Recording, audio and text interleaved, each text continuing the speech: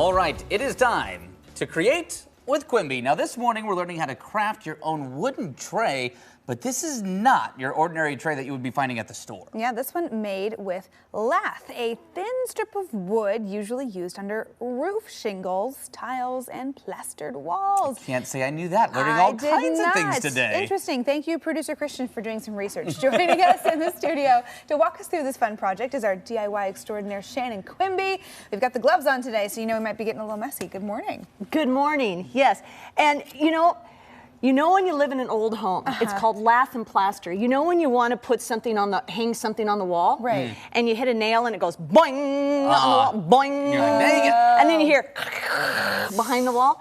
That's lath and plaster. lath. And the plaster, it's what's breaking behind the wall. I see. Okay, yeah. Okay, so this is what we used to use before we got into like drywall. Exactly, and until we got in the drywall and the sheetrock, yeah. Okay, and so I'm remodeling an old home, and I have a lot of lath. Lots of lath. A lot of lath, All yes. right. Okay. So I'm going to show the process, but one thing we want to start with is this really good combination of old and new, right? So we're going to take a 1x3 and we're going to cut it up in 4 pieces. Okay. And I'm going to have you guys start waxing. It's actually a tinted wax, okay? So Okay. definitely put gloves on. So what do we need to do here? All 4 sides. I'll even show, this is kind of the after right here. So all 4 sides, I want you to just take. I see we've got a piece of the handy dandy rag. old t-shirt. Dump the rag.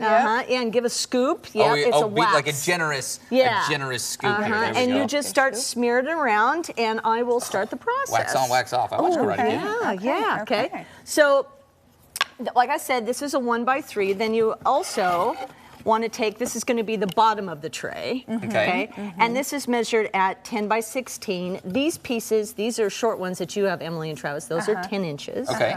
And the other ones are 17 inches because it wants to be longer to wrap around the bottom of the tray. I see, okay? I see. So this next step is then you just take a bunch of glue. Can I ask a quick question while we're switching cameras here? Sorry, we're having a little tech trouble.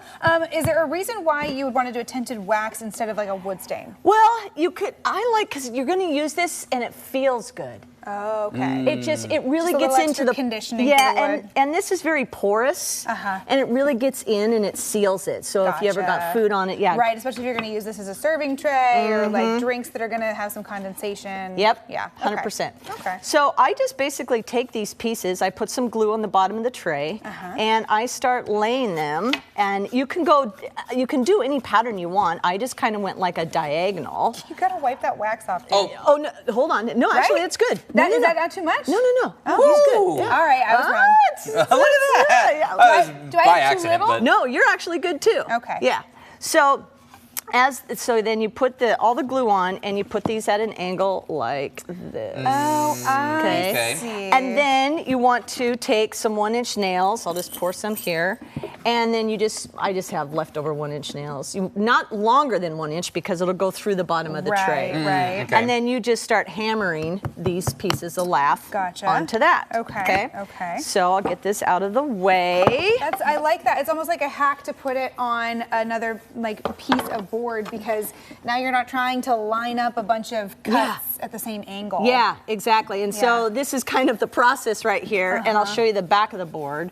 So it doesn't matter if it's going over. Right, right. That makes sense. So when I was setting up, I had a bunch of power tools, and Emily, you were like, oh. I looked over like, Shannon, why is there a saw? I get scared when it's anything more than a hammer. So this is called a jigsaw, okay? So you can use a saw too. You can use a hand saw. Okay. But those extra pieces that are on the end, when you're all said and done, you want to cut them off so it looks like this. Okay? So the jigsaw is going to cut around the edges like so, or you can use a hand saw. Gotcha. Okay? So there's that process. Now, a little detail.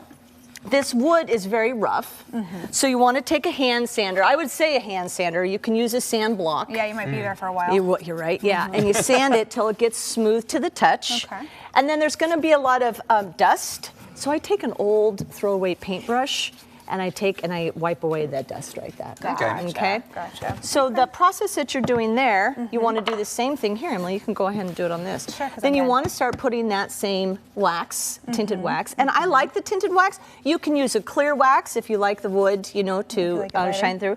But I notice if I use a tinted wax, the new kind of coordinates with the old. Yeah, Okay. it does. It Yeah. kind of brings it all together. Yeah.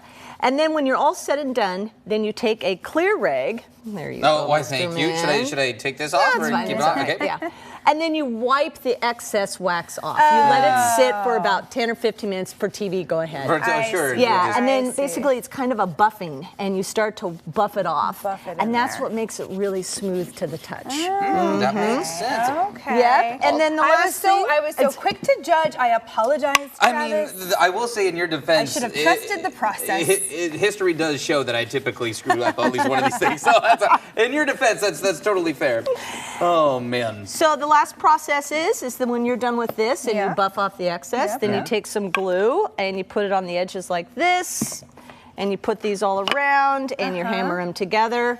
And you got And a voila, tray. Yeah, you got and if the you want tray. to, you can add a few fun handles onto the sides, like this. I tell you what, if I went into a certain store that rhymes with schmoom schmuds, I would probably pay like $60 for this. Not gonna lie. Yeah. So, It's so true. Probably. Yeah. by yourself. All right, There you Shannon, go. we do got to roll. We're out of time. But for full list of instructions and materials for this DIY, we are going to post that on coin.com. Also, be sure to follow Shannon on Facebook for more of those giveaways that she does out there. All kinds of fun stuff. All right, 8:44, and after the break, AM Extra going to wrap things up with some flame chart goodness out The there. first